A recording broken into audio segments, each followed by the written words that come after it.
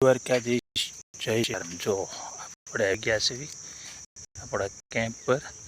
પંજો બિચારા વાટે હતા।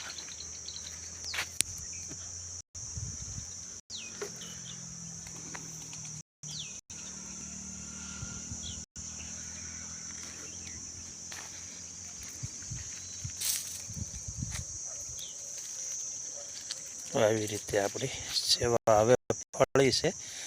તમે બધા શેર કરો, સપોર્ટ। જો પંચીઓ બસા બધે કુંડે હવે તો બેસે છે, એટલે આપણને હવે મજા આવે છે કામ કરવાની।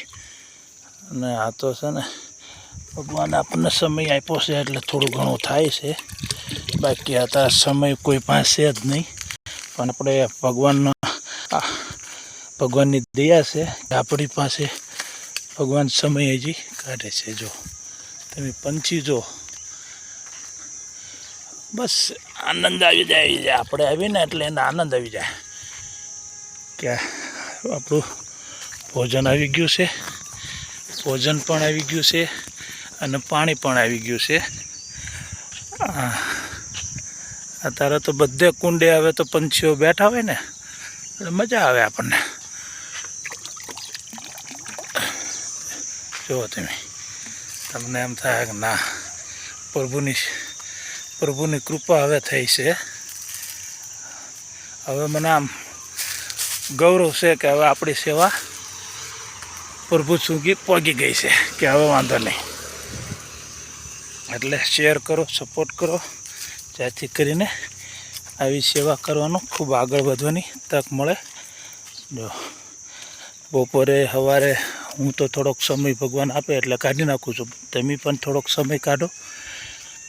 આજુબાજુમાં અત્યારે તડકો રહ્યો, આપણા ઘરે એક પણ કુંડું ભરીશું ને તો પણ એક પરિવારને પાણી મળી જાય।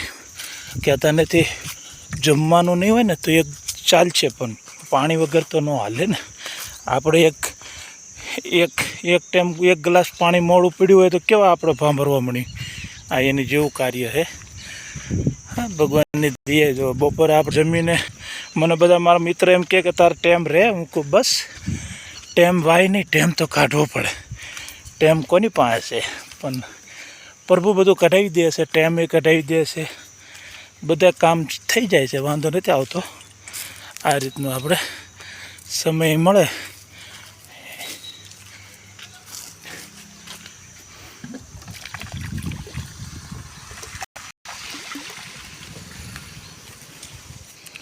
તમે જો જમીન આપણે 1:30 વાગે આવીને ત્યારે આ પાણી ભરાઈ રહે। શરણે જોવાની હોય, બોટલો ખાલી થઈ જાય તો બોટલો પણ ભરવાની હોય। હવે તો બધા કુંડા ઉપર 4 ને 5 ચકલીઓ પાડ્યું ને એટલે આમ મજા આવી જાય કે ના, પંછીઓ જો તમે જો, તમને થઈ જાય ના, તમે ખાલી દ્વારકાધીશ લખો, બાકી સેવા તો હજી આપણે આનાથી પણ આગળ વધારેલ છે। જો આ બોટલ આપણે પરમ દિવસ બાંધી હતી, જે આજનો દિહાલ છે। જુઓ તમે, જો આ સવારે મારા મિત્ર દિનેશભાઈ ભરીને ગયેલા છે, તોય પણ અત્યારે શું ઉનાળો રહ્યો ને એટલે એટલું પાણી તો એક પરિવાર બે ક્યાં પૂરું થઈ જાય। જુઓ તમે હવે આ ચકલીઓ જુઓ તમે, 25 થી 30 ચકલી એક કુંડા ઉપર જાય તો કંઈ રે ન રે ને। આ એ રીતનું છે।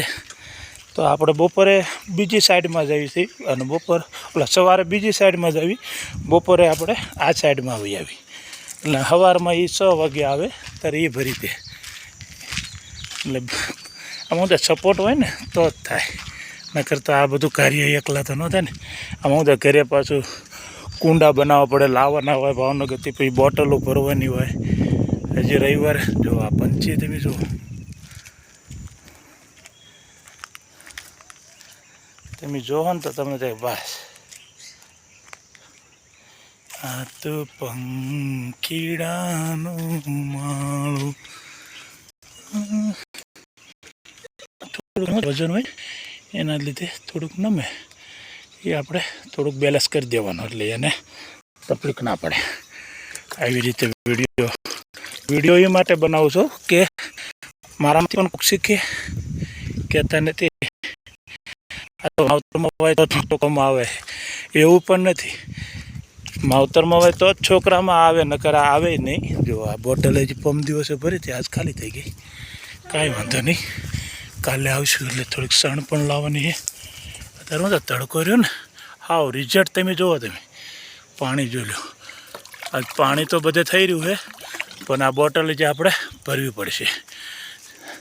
એટલે આ રીતનું આપણે એટલે બને એટલો શેર કરો, સપોર્ટ પણ કરો, જેથી કરીને આપણે સણ છે, કુંડા છે, કોઈ પણ દેવો હોય તો કોઈ કુંડા પણ દઈ શકે.